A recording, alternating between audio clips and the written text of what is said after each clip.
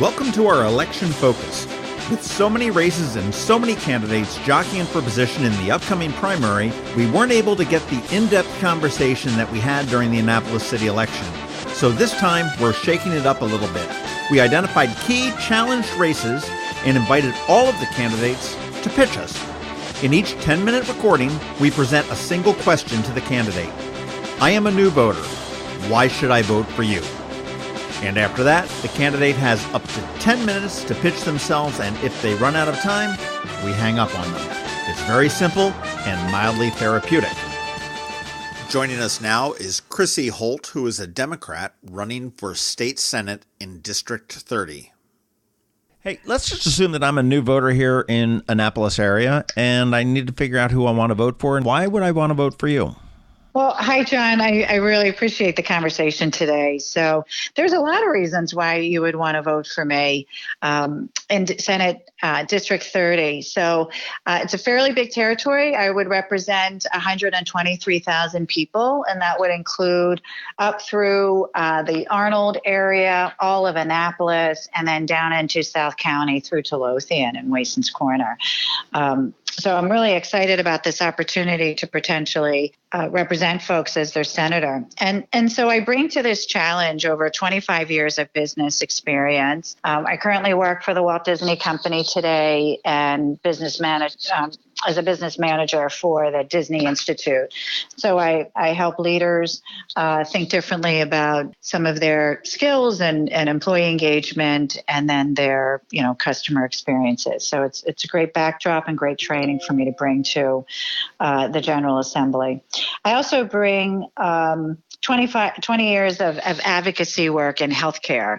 So my son was born with hemophilia in 1995 and declared uninsurable with a pre-existing condition.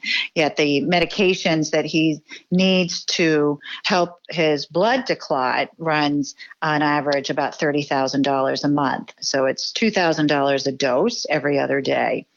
And so I quickly learned in that moment that there was a huge intersection between public policy and what the outcomes were going to be for my son and his life, who is now 23 and a recent graduate from the University of Maryland with honors in economics. So, it proves the point that when families, particularly of those like me with the chronically ill family members, that when we find our voice and we advocate not only on Capitol Hill, but also here in the Maryland State General Assembly, that we can get things done and we can help get access to care and treatment that our families need.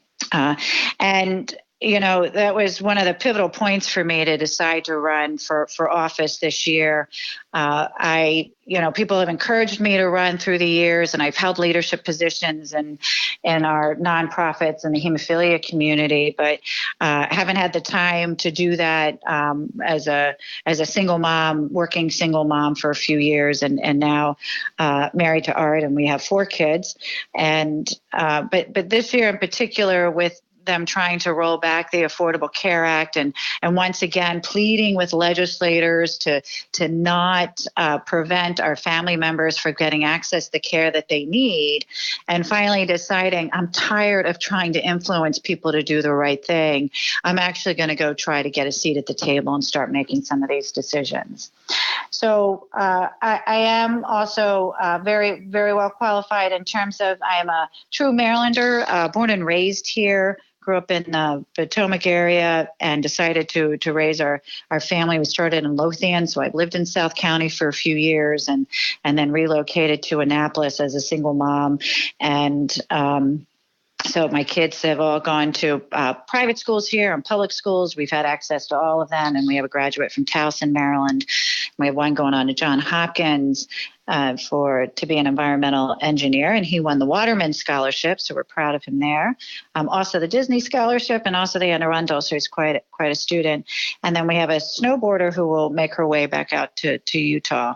So the other pivotal point was that I have my business experience and the advocacy and an empty nester and a life experiences to bring to the table, which is different than maybe what other folks have brought to the table in the past in terms of, being a developer or an attorney or something like that. I bring the working person's voice to the table when we're looking at legislation.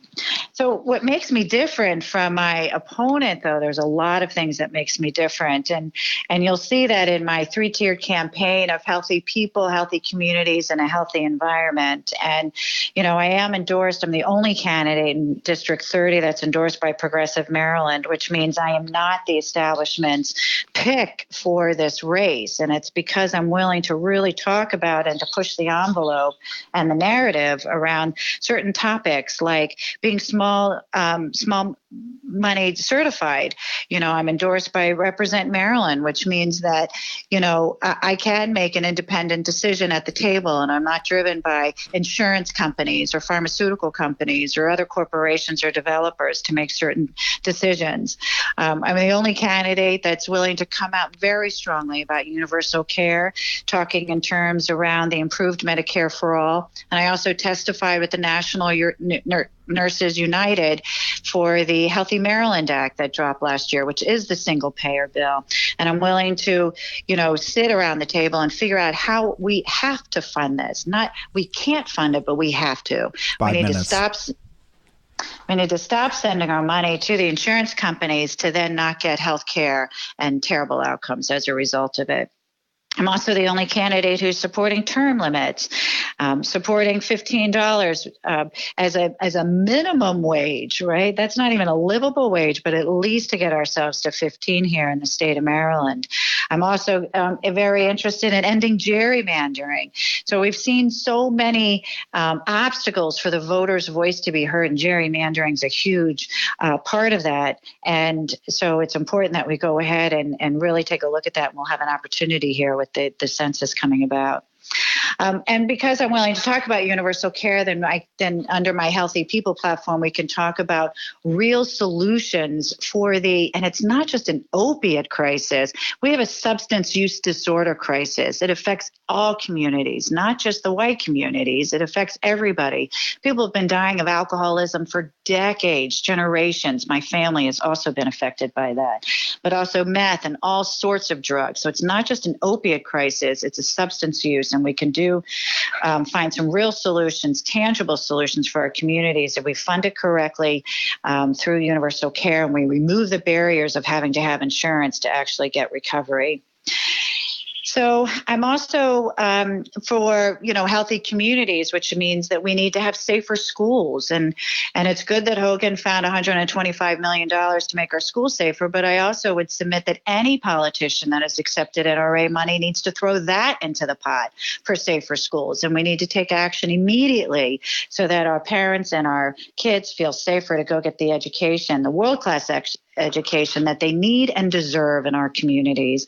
And when we have both universal care and our health care, we can release that anxiety not only in our families but in our economy. And we are willing to educate people to the full extent that they actually have access to. Our economy opens up, and so does social mobilization. And both of those are just key. So healthy communities, of course, I talked about a livable wage, but also women's rights and access. We're doing some research to understand what this female detention center is that's going to take $50 million of our Maryland taxes. What is that? Why do we need it? Why are 12 to 17-year-olds going to be in this detention center? So really putting a woman's eye against some of the issues in the budget to see if it makes sense for us, in terms of child care subsidies, making sure that families, working families, which most of us are, to be able to afford to live in a state like Maryland, then, we need access to good child care, and we need access to those subsidies. And finally, in the third tier, not finally, but also, healthy environment. I mean, for us to choose to live in Annapolis, the Bay is so important to us, and we have beautiful biodiversity here in our state, and we have to protect all of it. We had some good laws on the book. It's a shame that, the Forest Conservation Act is still discretionary, and the counties and the cities can decide how they want to implement it. It'd be better if we put stronger holds against that, particularly here in District 30. We're watching some of the runoff going on from the yacht club. So we need to hold these developers accountable to the pollution and the extra pollution that they're creating in our environment. And clean and renewable energy, well, I'll commit and have committed to 50% by 2030, but honestly, we need to do better than that. There's a whole job creation opportunity here that we could use.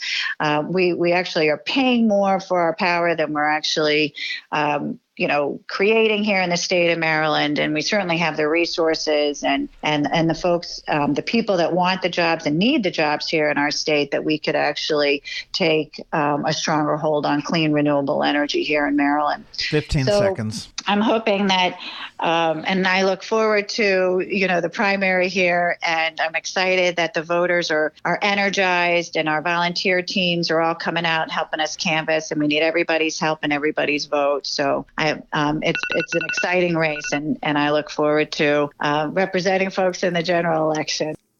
For more information on Chrissy Holt, please visit her website at chrissyholt.com, and that is CHRISSYHOLT.com.